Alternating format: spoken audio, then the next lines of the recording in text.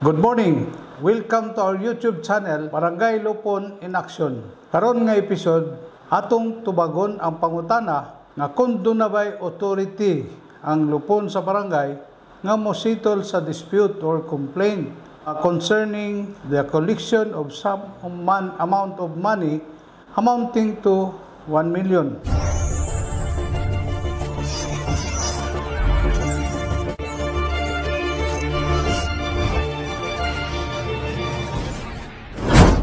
Sa dili pa ang akong tubag, a big shout out to Honorable Milinet Mercado, sangko niyang panglungsod member sa Hingog City, together with Honorable Amelita B. Pahi, punong barangay o Barangay 23 Hingog City, uban sa mga lupon members nga ni bisita nagkandak og benchmarking sa lupon sa Barangay Duungan sa nakalabay nga January 23, 2024. Agig tubag sa pangutana, usbon ko kung aduna ba'y authority ang lupon sa barangay nga mositol sa complaint for collection of some of money amounting to 1 million. Akong gipost ang maong pangutana sa usa sa mga grupo o mga lupon nga nag-benchmark sa nilabay nga mga bulan sa lupon sa Barangay Duungan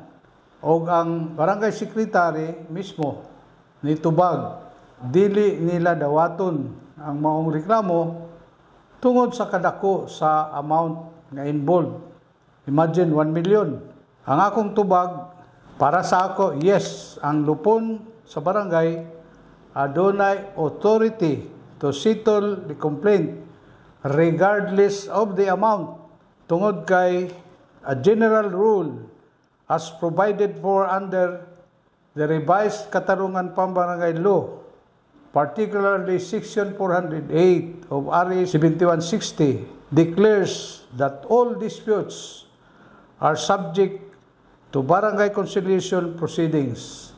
Kini nga provision gipaligon pinaagi-usab sa gipagawas nga Supreme Court Administrative Circular Number 14-93 dated July 15, 1993, ordering all the trial court judges sa tibuok Pilipinas not to accept cases filed without passing through the barangay conciliation proceedings. Provided further, the parties of the complaint nasakop ning mosunod nga mga conditions or requirements. Number 1, that the parties are actual residents of the same city or barangay. The law states that the lupon of each barangay shall have the authority to bring together the parties actually residing in the same city or municipality. Meaning, kung ang duha ka partido, ang complainant o ang respondent, gapuyo sa mga barangay na nasakop sa the same city, pwede nga dawaton sa lupon sa barangay ang maong reklamo. Apan kung ang mga partido nagpuyo sa nagkalain-lain nga mga barangay nga wala masakop sa nagkalain-lain usab nga syudad o dakpayan, wala na authority ang lupon nga mositol sa maong reklamo. Second, that all the parties are individuals, not juridical person.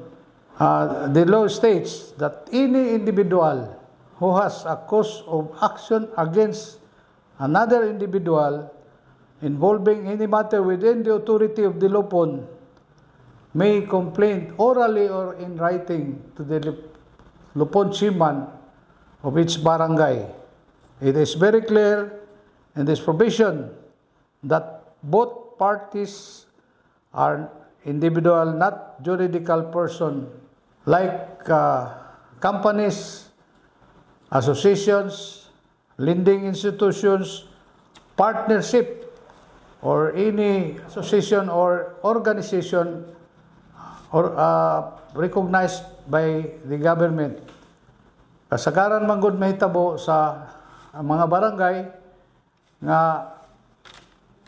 mo file og complaint or in mga lending institutions mo na sa barangay mo file og reklamo for collection of sum of money tungod kay daghan sa ilang mga kliyente dili wala makatuman sa pagbayad sa ilang obligasyon ng mga utang kon kini dili individual kon ang reklamo nagrepresent sa usa ka company, association o partnership or mga lending institutions, walay authority ang lupon sa barangay nga mo entertain o mo settle sa maong reklamo.